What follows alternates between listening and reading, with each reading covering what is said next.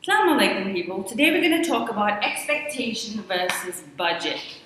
You know, sometimes how you expect some feeling or wealth or time from someone, but they can't give it to you because their budget is low. People only think about budget when they think about money. But the reality is, we have many resources to give, and one of them is time, the other one is money, the other one is emotions, and you'll see there's a wealth of them as well, such as effort, willingness, love, acceptance. All of these things are things that we can give, our emotional resources, time resources, wealth resources, and so on and so forth. For example, a father wants his son to become a doctor, yet the son's intellectual budget is very low. So the son's intellectual budget can only accommodate becoming an electrician. So the father's expectation is way up here, the son's ability is way down here, and that causes the incongruence. It also causes the father and the son to have fallouts, lots of fights, lots of episodes, because the son is not meeting the father's expectations. The way to remedy this is, of course, for the father to realize and understand that the son's ability does not exceed the expectation of, or the budget of that of an electrician. The same thing goes with a husband and a wife. If a wife demands more time, more wealth, more piety, more effort, more love, more acceptance, whatever it is, and the husband is only able to give maybe 60% of effort, yet she's expecting 100%. I want flowers every day, I want you to remember this and that anniversary, and I want you to get me a new dress every week, and I want you to get me a new lounge suite every year. All of that is an expectation. If he falls short of that, she's going to be disappointed. He's going to feel emasculated and worthless, and there's going to be a fallout because there's an incongruence between the person's expectations and the other person's budget of how much they can actually give the other person. Similarly, with love or acceptance, rather, if a daughter-in-law gives her mother-in-law a ton of love and lavishes a lot of praise and cooks for her, cleans for her, does a whole lot of stuff, yet the mother-in-law can only accept the daughter-in-law 45%. Her acceptance of the daughter-in-law is 45% for whatever reason.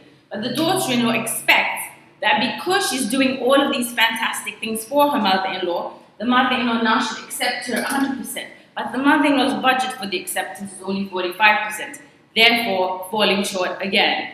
So this is going to cause the daughter to feel like really sold short, and she's going to feel, oh, I gave my mother-in-law and yet she still doesn't accept me. When will she accept me as her daughter? When will she accept me, as the one who married her son? When will she accept me as a daughter in the family, like the other daughters that she gave birth to?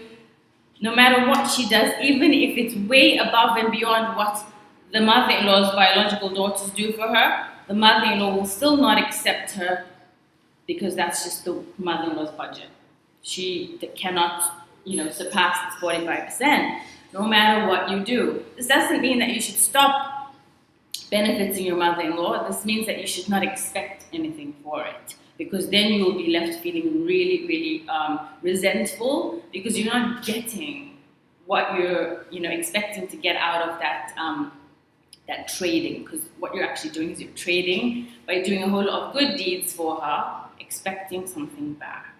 We should try to endeavor to do good deeds without expecting any return for them. The other thing is someone that you want to marry, you expect him to have 75% of wealth, and he only has maybe, 40% of wealth.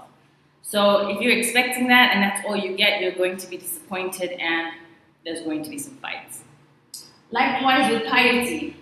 He might dress pious up to 100%. So the usual symbolic markers of piety: beard, long thobe, short pants, above the ankles, and so on and so forth.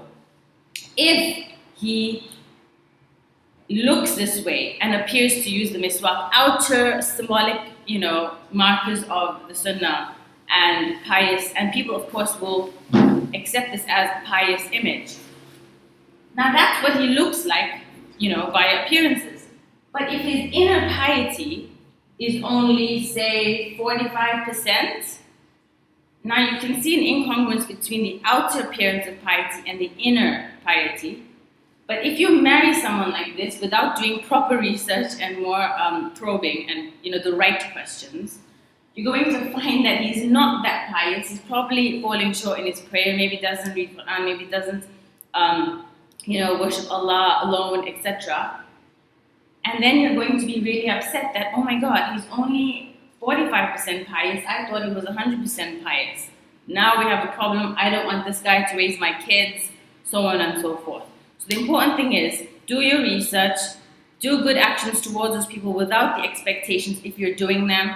If you do expect something from them, make sure that they know it and do not exceed your limits. And if someone cannot meet your expectations, for example, your mother cannot accept you, your mother-in-law cannot accept you, understand that their budget is only that much and just love them for what they are and accept them for what they can afford. Because really, that much of love that they give you is all that they can afford. It's just who they are. So accept them for who they are, and inshallah you'll have less strife and less remorse and resentment. Thank you so much. Assalamu alaikum.